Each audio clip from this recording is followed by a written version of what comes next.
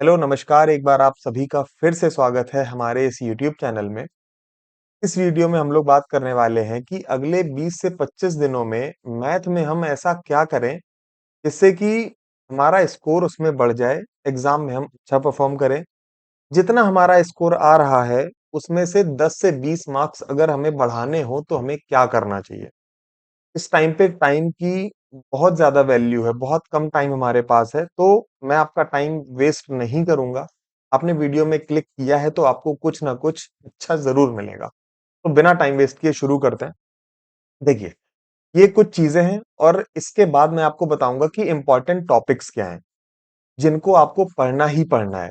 और आप खुद से मेहनत ना करें, इसके लिए मैं आपको वीडियो के लास्ट में बताऊंगा भी कि आप उनको कैसे कर सकते हैं और मैं आपकी उसमें कैसे हेल्प करने वाला हूं। ठीक है। तो सबसे पहला फोकस आपको रिवीजन पर तो रखना ही रखना है। कोई भी चीज आपके सामने आ जाए, आपको कोई बिल्कुल परोस के दे दे कि आप ये पढ़ लो वो पढ़ लो, नहीं। जब तक आप रिवीजन नहीं कर लेते हैं आपको दूसरी चीजों की तरफ जाना ही नहीं है। क्योंकि जो चीजें अभी तक आपने पढ़ी हैं, अगर उनका आप रिवीजन नहीं करते हैं तो एग्जाम में आप रिकॉल नहीं कर पाएंगे। एग्जाम में रिकॉल करने के लिए आपको रिवीजन मस्ट है, करना ही पड़ेगा। अगर आपने फॉर्मूला के नोट्स बनाए हैं तो उन नोट्स को रिवाइज करिए। इंपॉर्टेंट क्वेश्चंस या जो क्वेश्चंस आपको नहीं आ रहे थे उनको आपने नोट करके रखा है तो उनका रिवीजन करिए। कुल मिलाकर के आपको एक बार हर चैप्टर का रिवीजन कर ही लेना है। अगर आपके कुछ टॉपिक्स छूटे हुए हैं, अगर अरिथमेटिक में वो टॉपिक आता है, जैसे रेलवे के एग्जाम्स में अरिथमेटिक का स्पेशल रोल रहता है, इससे ज्यादा क्वेश्चंस आपके एग्जाम में पूछे जाते हैं। तो अरिथमेटिक में आपको किसी भी चैप्टर को स्किप नहीं करना है। एडवांस में जरूर आप कुछ चीजें स्किप कर सकते हैं जिनका एग्जाम में बहुत ज्यादा रोल नहीं होता है, तो मैं आपको आगे बताऊंगा कि किस चैप्टर से आपको कितना पढ़ना है ना।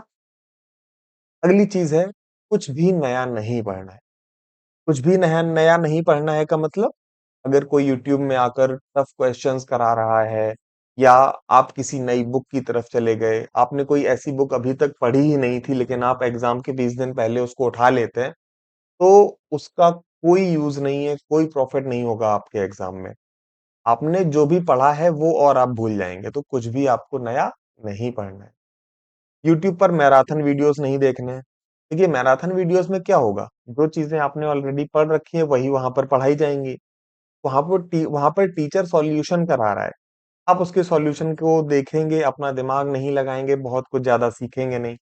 और वहां पर मैराथन में क्या होता है, 2 घंटे में आपको 20 से 40 क्वेश्चंस करा दिए जाएंगे।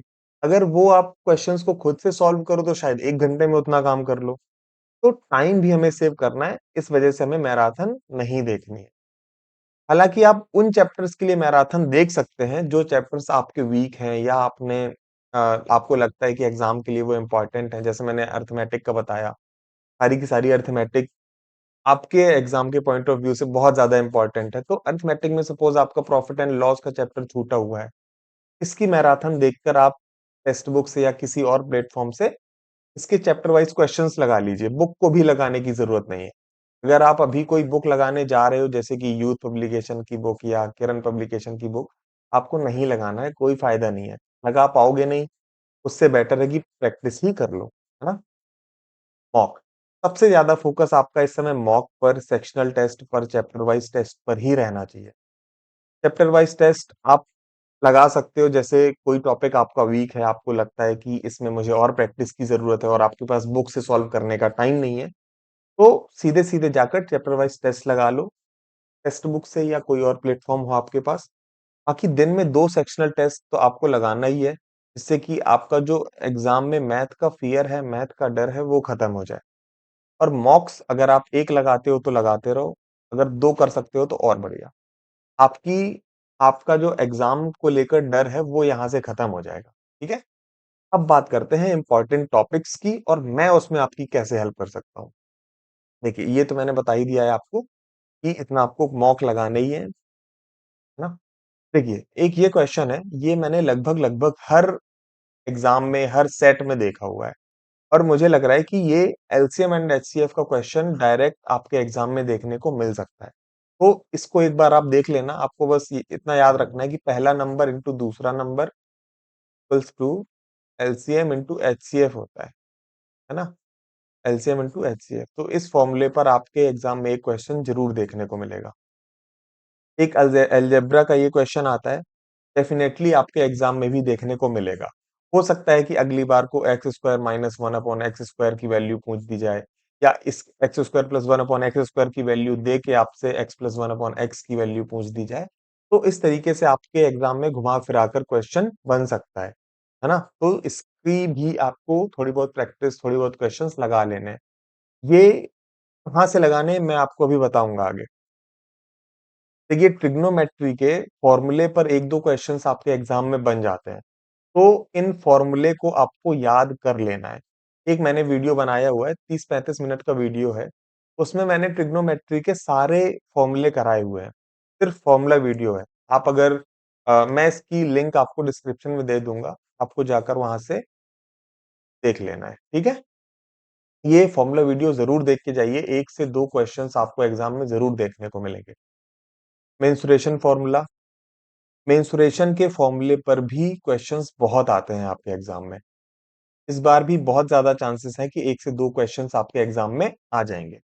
कौन से क्वेश्चंस इंपॉर्टेंट हैं ये मैं आपको बताऊंगा, या इसमें मैं आपकी हेल्प करने वाला हूं, ठीक है? तो एक से दो क्वेश्चन आपके मेंसुरेशन के फॉर्मूला पे आएंगे, और एक से दो दिन में मैं मेंसुरेशन का फॉर्मूला वीडियो डाल दूंगा, ठीक है? तो आप जाकर उसको बहुत जल्दी देख लेना। ज्योमेट्री में सिमिलैरिटी यानी कि समरूपता पर भी क्वेश्चंस आते हैं। समरूपता पर क्वेश्चंस आते हैं। तो ये सिमिलैरिटी आपको देख लेनी है, एक बार उस पर नजर मार लेनी है। यूट्यूब में सर्च करोगे सिमिलैरिटी, अदरवाइज मैं आपकी एक दो एक दो सेशंस में इसकी क्लास भी ले लूंगा, ठीक है? Height and distance, height and distance मुश्किल से 15 से 20 मिनट का टॉपिक है, बट आपके एग्जाम में इससे एक क्वेश्चन जरूर आएगा, तो इसको भी आपको देखना है, ठीक है? टाइम स्पीड एंड डिस्टेंस में रिलेटिव स्पीड पर क्वेश्चन बहुत आते हैं। रिलेटिव स्पीड के साथ साथ एक केस बनता है टाइम सेम का, और एक केस बनता है डिस्टेंस सेम का। हो सकता है अगर आपने ये ना पढ़ा हो तो ये चीजें आपको समझ में ना आए, बट इन पर आपके एग्जाम में क्वेश्चन बनते हैं। और बहुलक और माध्यिका, एक एक लाइन की चीज है, इनमें समझने की एग्जाम में आपका क्वेश्चन आ जाता है। कहीं आप भटके ना, कहीं आप इन चीजों को स्किप ना कर दें जिसकी वजह से आपका एग्जाम में सिलेक्शन रुक जाए, 5-10 नंबर का नुकसान हो जाए आपको।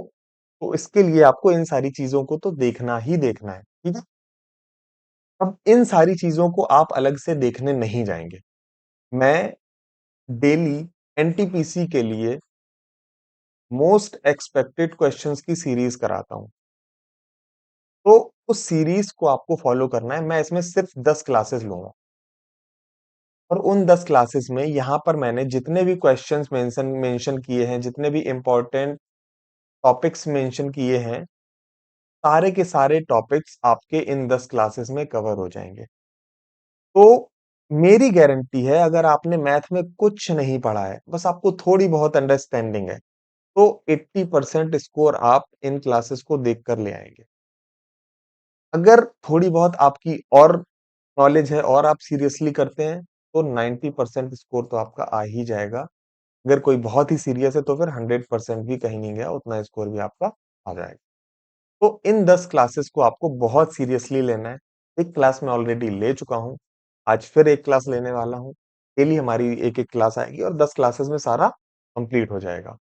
तो बहुत ज्यादा आपको भटकना नहीं है, बस इन क्लासेस को फॉलो करना है, और आपका एनटीपीसी में सिलेक्शन इस बार तय है। Wish you all the very best. Thank you so much.